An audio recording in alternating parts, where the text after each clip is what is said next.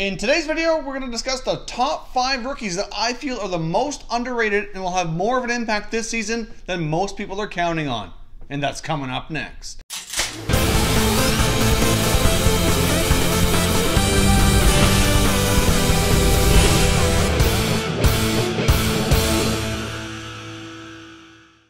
Hey everyone, and welcome back to another video here at Top Shelf Hockey. If you're new to the channel, thanks for stopping by.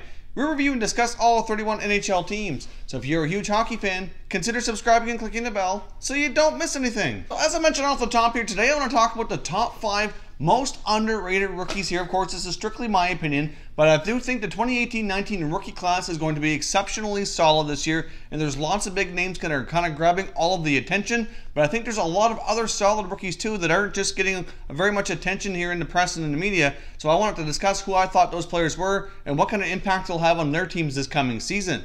Obviously, I'm not counting guys like Rasmussen or Andreas, Philip Zadina, guys that are expected to jump into the lineup right away, even like Elias Pettersson in Vancouver. Those guys are getting plenty of hype. So we're going to focus on the other names that are not getting a whole lot of attention. First up, we've got Sikura of the Chicago Blackhawks. Now, Sikura had a tremendous collegiate career at Northeastern, turned pro last year, got into 5 games. He had 3 points, looked pretty solid. And with where Chicago's at with everything in their lineup, I do think Sikura is going to get to play a very offensive role with some other gifted players. I mean, he could possibly end up playing with guys like Alex DeBrincat on his line, and I do think that Sikura is going to get a lot of points this year. Sikura can play center, and he can also play wing, and I wouldn't be surprised if the Blackhawks put him on a wing with Nick Schmaltz and Patrick Kane. Playing with those two offensive players with all the skills that he has, I think is really going to be a tremendous opportunity for him to really rack up a lot of goals and assists this year for Chicago Blackhawks. Because of that, I do think Sikura is going to have a tremendous rookie season and probably surprise a lot of people this year. So based on my projections, I think Sikura should be capable of scoring 20 plus goals and ending up with about 45 to 50 points for the 18-19 rookie season.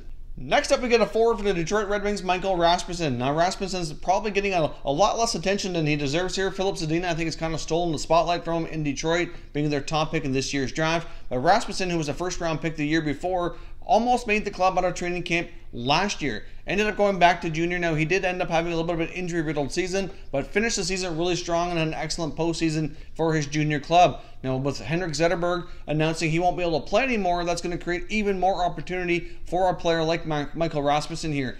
Rasmussen is known as a really solid two-way guy. He's worked hard on his skating here the last couple of years. He's a really tall guy, and a few years ago, skating was certainly something he really needed to focus on. I still think it's possible he could continue to improve on that, but it has come a long way here over the past 2 years, and I do think Rasmussen is going to be a very big part of the Detroit Red Wings this season. I can see Rasmussen scoring probably around 15 goals and having around 40 to 45 points for the Red Wings this year. Next up, I've got Anthony Cirelli of the Tampa Bay Lightning. Anthony Cirelli benefited from a late season call-up last year, and once he got his call-up, he really took a hold of that spot and never let go. Cirelli played the final 18 games of the year, putting up 11 points for the Tampa Bay Lightning. Anthony Cirelli also played in all of their playoff games and really solidified a good spot for him. I can see Cirelli more than likely being their third-line center this year, and considering the quality of players that Tampa has to put on his line, I do really think this year is going to be an excellent first full NHL season for Anthony Cirelli. Considering his production last year, like I said, he put up 11 points in 18 games. I can certainly see that really going up drastically this year. I can see him hitting 20 goals and probably around 40 to 50 points as well. I think Anthony Cirelli caught a lot of people by surprise towards the end of last year and into the playoffs. Obviously, that won't surprise quite as many people this year, considering what he accomplished at the end of last year. However, I do think with all the other big names, like I said, in this rookie class, he's a guy that's not really getting a whole lot of attention, and as a player is going to have a major impact for the Tampa Bay Lightning this year. And I would not be surprised at all come year's end he's in the conversation for the Calder Trophy. Next up for the Toronto Maple Leafs, we've got Andreas Johnsson. Now, Johnsson was a tremendous player for their AHL Toronto Marlies team last year and really was a big part, if not the biggest part of them, winning the Calder Cup trophy as American Hockey League champions last year.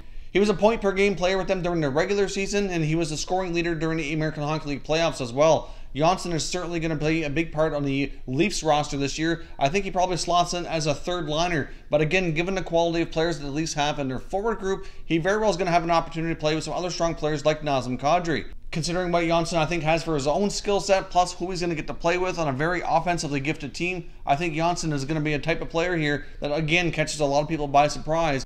I think he's a player who could be more in the Calder Trophy conversation than a lot of people give him credit for. Considering the strength of this rookie class, though, it's not going to be any easy feat, Even some of the top NHL magazines like the Sports Forecaster actually have Johnsson pegged as being the Calder Trophy winner for the 18-19 season. Now, I'm not going to go that far to say he's going to win the Calder Trophy, but I do think he's going to turn some heads, surprise a lot of people, and probably put up more points, be more in the conversation than so far he's been given credit for. Considering the quality of players he's going to get to play with, I would not be surprised to see him hit 20, maybe even 25 goals and be 50 to 55 points during the 18-19 season. Next up, we've got the Boston Bruins sniper, Ryan Donato. Now, last year, Donato ended his collegiate career, which was incredibly successful. Joined the Bruins, played in 12 games and put up 9 points and looked really solid in the process. I really think Ryan Donato is another guy going into the 18-19 season that is not getting nearly enough attention. Because of a lot of the other strong rookies in this class, so he is getting a little bit overshadowed here. But I can certainly see Ryan Donato playing a big role with the Bruins this year. As we know, the Bruins were interested in signing John Tavares this year. That unfortunately didn't happen for them. They've been linked to other top 6 forwards and wingers as well, trying to really boost their offense. But I do think some of their youngsters like Donato and Jake DeBrusk are probably the answers internally here, and I don't think they need to go be spending a lot of money or making some big trades. I really think Ryan Donato is going to be capable of filling one of those roles here this year. So I think by season's end, you're going to see Ryan Donato consistently playing a top 6 position, probably scoring 25 goals and getting anywhere from 45 to 50 points. That's my projection for Donato. I really think he looked really solid. Did not look out of place at all. He jumped right into the NHL, had an immediate impact with the Bruins last year, and I fully expect that to continue here for the 18-19 season.